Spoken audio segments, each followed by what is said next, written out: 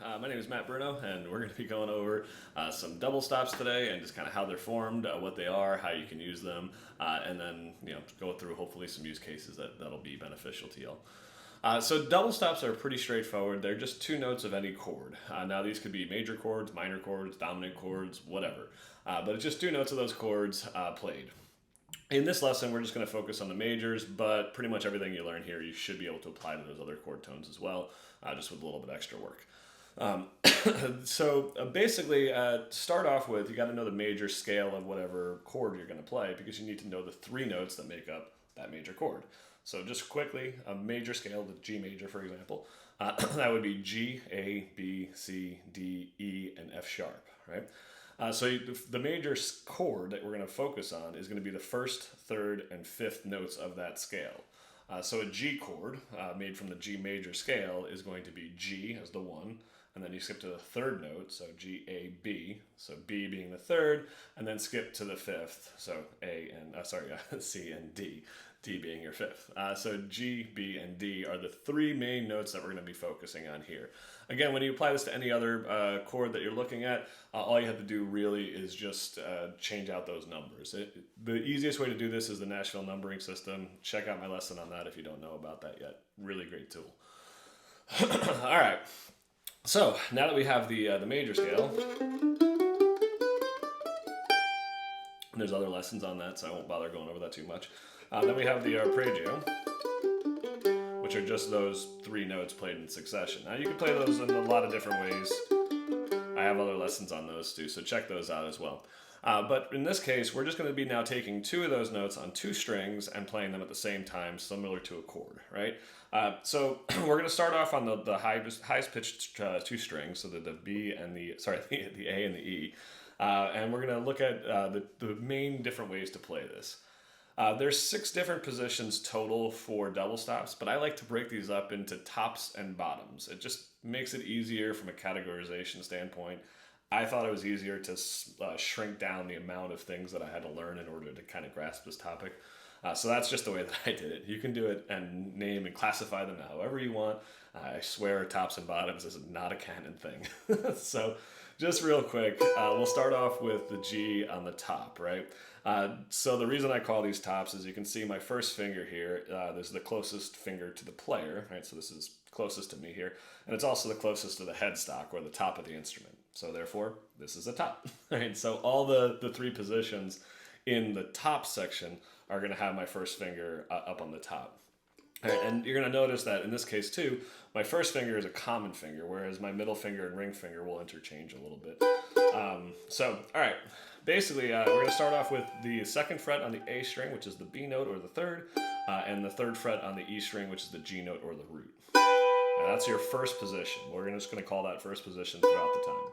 Then we're going to slide that first finger up. Note, I'm not sliding it, I'm just actually picking it up and moving it down, right? It's a good idea to do that. It helps minimize the time it takes to change between these, and also helps minimize mistakes, which is probably the more important reason to do it. So we're going to go from the second and third fret on the A and the E. We're going to slide that up to now on the fifth fret on the A string, which is the D note, and the seventh fret on the E string, which is your B note. You're going to hit that with your ring finger, by the way. Right, so this is now going to be your fifth and your third, respectively, on the A and the E. All right, now we're going to take that, we're going to slide that up to the next position, which is a flat position. That means it just goes across the 10th fret. So both strings, the A and the E string, are on the 10th fret. Right, that's going to give you your G, which is your root, and your D, which is your fifth. Right, from there, we're now going back to the first position. Right, so just doing the octave of it.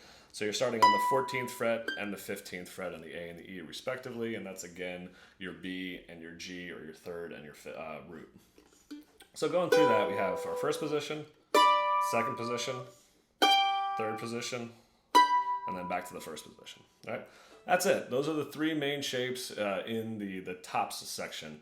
Now when we're going to shift to the next set of strings, we're just going to basically do that again, but instead of starting on the first, our first position here is going to be actually the second of the scale here, right? So this is the first, second, right? So this is what we're going to start with. Just again, there's your third, octave, back to the third, back to the second, and then back to the first, right? So we're going to start with this position, but we're going to do it up here on the D and the A strings, right? So what that means is you're going to have an open D string, and you're going to have the second fret on the A string, right? So the D being your fifth, the second fret on the A is a B, which is your third, right? Now from here, we're going to then go across the fifth fret. We're on the third position. Remember, we started on the second, we moved to the third. So that's going to be the fifth fret across both. So that's both the D and the A strings. And so that'll give you your G note on the D string, right, which is your root. And it'll give you your D note on the A string, which is your fifth. From here, we're going to slide up to the first position. All right, and now you're on the ninth fret with your first finger on the D string, and your middle finger is on the 10th fret of the A string. And that's going to give you your B and your G, or your third and root. Right? And then from here, we slide up to the octave. That's the 12th fret on the D string, which is the D again, and the 14th fret on the A string, which is again your B, so you're playing the 5 and the 1 again, right?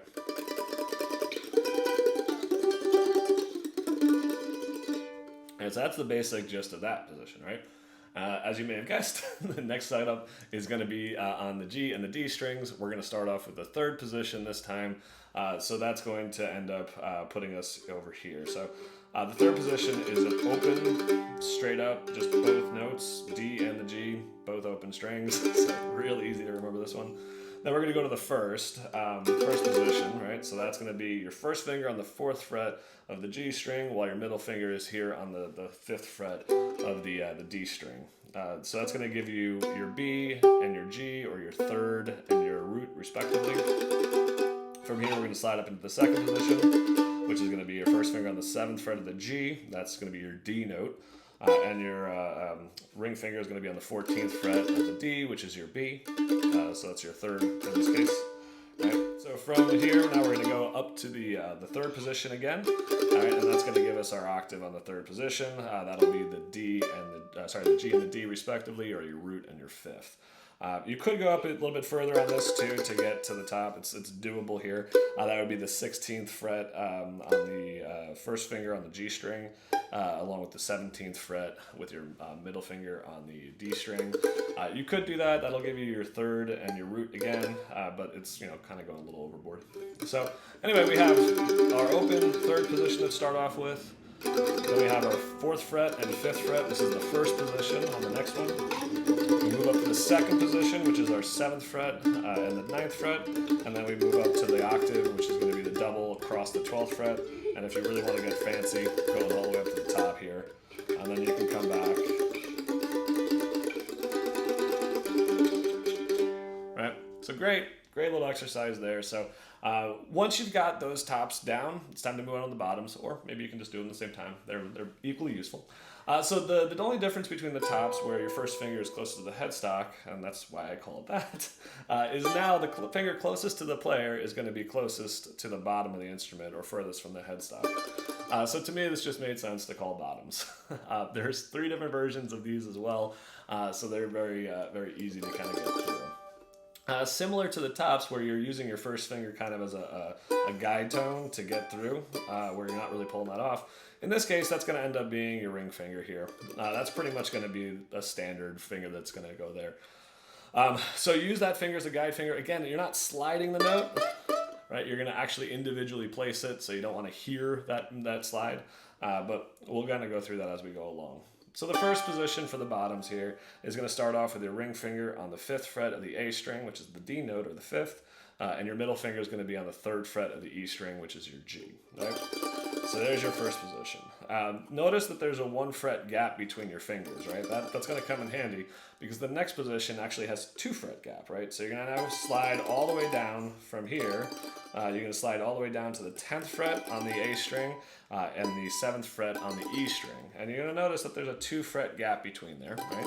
Second position, 2 frets. All right. From here, you're going to now slide up to the 14th fret on the A string, which is your B, or your third, and you're going to be on the 10th fret on the E string, which is your D, or your 5th. And notice now there's 3 positions, or 3 notes in between, 3 frets.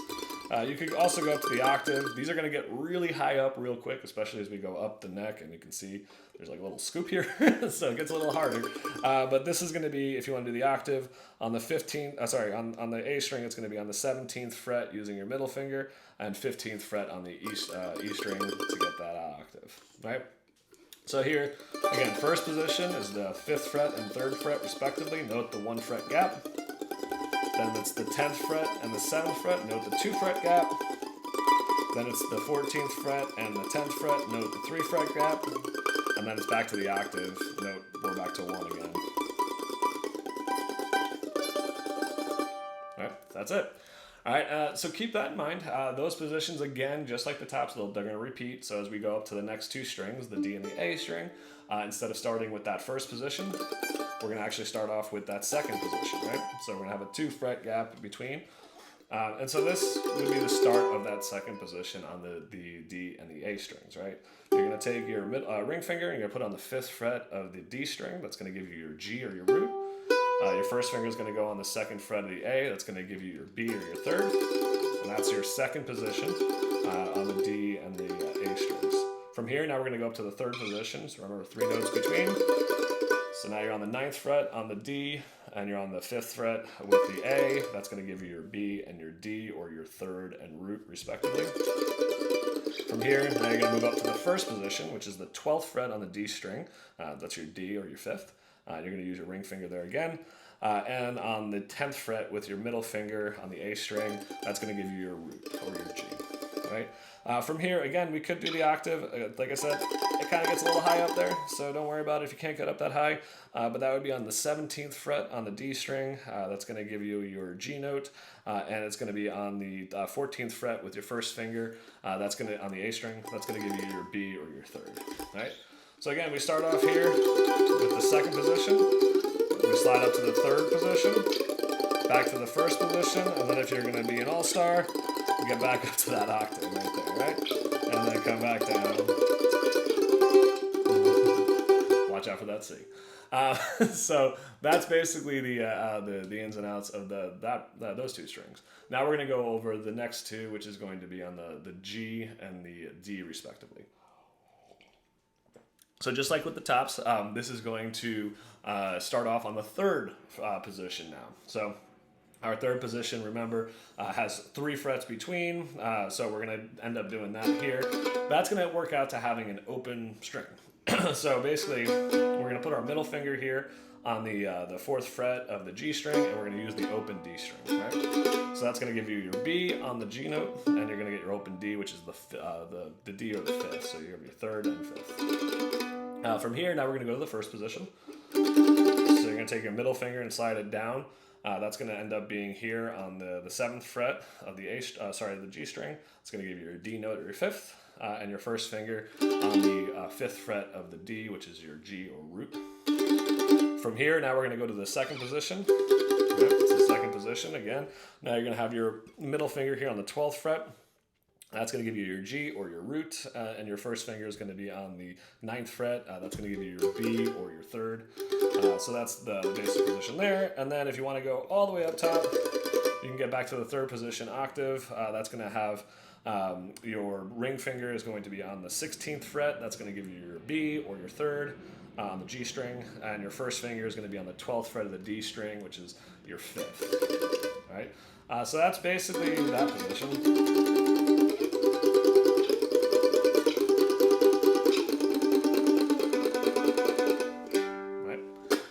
So those are the main positions that you have to work with, right? So there's a couple different ways to practice them, and I recommend kind of going through a few different options here.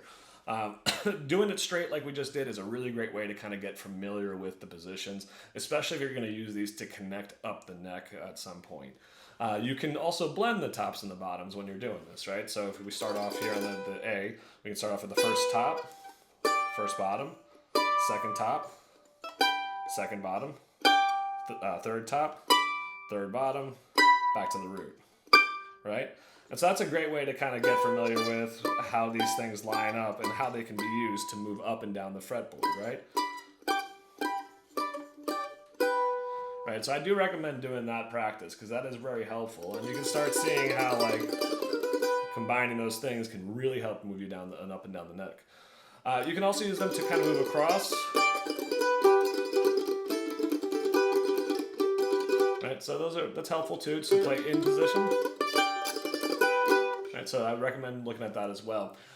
But really, the next step of this, the next evolution would be to take this from the G chord to put it into a practice in a song, right? So there's a lot of ways that you can use this in different songs. There's two that I would recommend looking at because they're just fun examples of some double stops and also ways that you can use them rhythmically to kind of help with solos and things like that too. So Bury Me Beneath the Willows, the Tony Rice version of that starts off with a really nice double stop solo in G, so it's worth a listen. But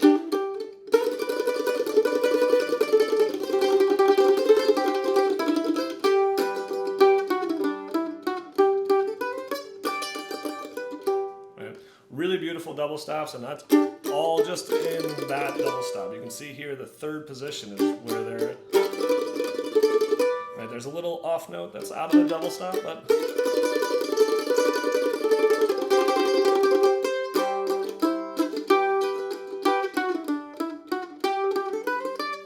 and stop and ends with that really nice double stop, the bottom first position. So that's a really great example. Speaking of the first position here, the Bluegrass Kickoff, the classic one, right? Right. It's super classic bluegrass pickup. It just involves that double stop there as well. So there's a lot of different examples of that. I strongly recommend you guys go through some songs like that. Bury Beneath the Willows is one of my favorite tunes to go through that. It also has a really great thing for cross picking if you're into that side of things too. Another great one, or another great type of song, is a two-chord song. You know, so like something like Kentucky Girl that has two chords throughout the whole thing, G and D basically. That lends itself really easy to it because you can kind of switch between those chords, right? And so as a practice, things you can do is just play through the song, right? So in Kentucky Girl we have G, G, D, D, D, D, D, back to G, G, G, G, G, D, D, D, D, D, back to G, and then the double stops.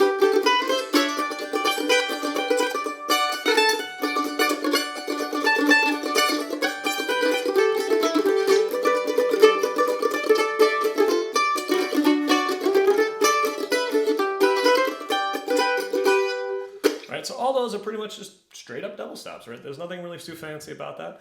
There's some positional playing too, where that start off with just straight bottom to top, double stop for G, and then second position to the third position for the D, right?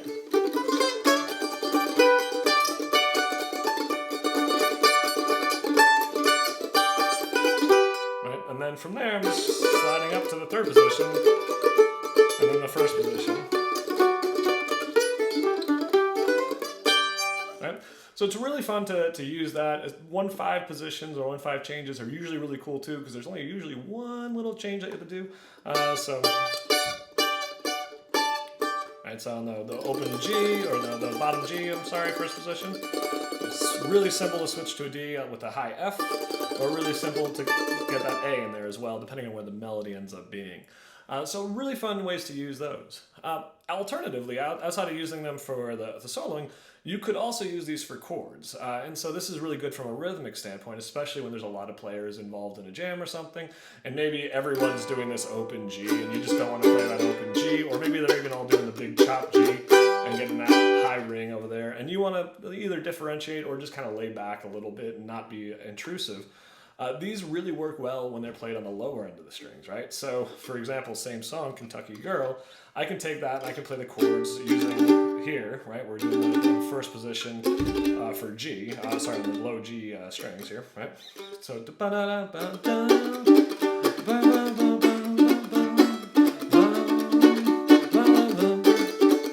right? You can see I'm just moving I'm taking the first position for the G bottoms, and then I'm moving it into the second position for the D bottoms, right? So, and I'm only playing those two notes. And I can go up.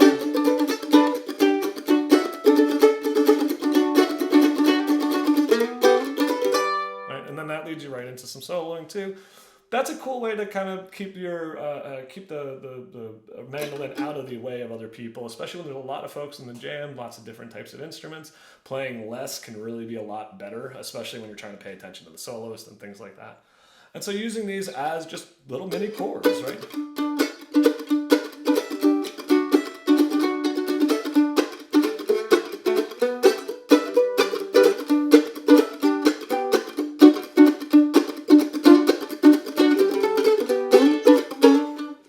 And you can use that just to go straight into your solo, right?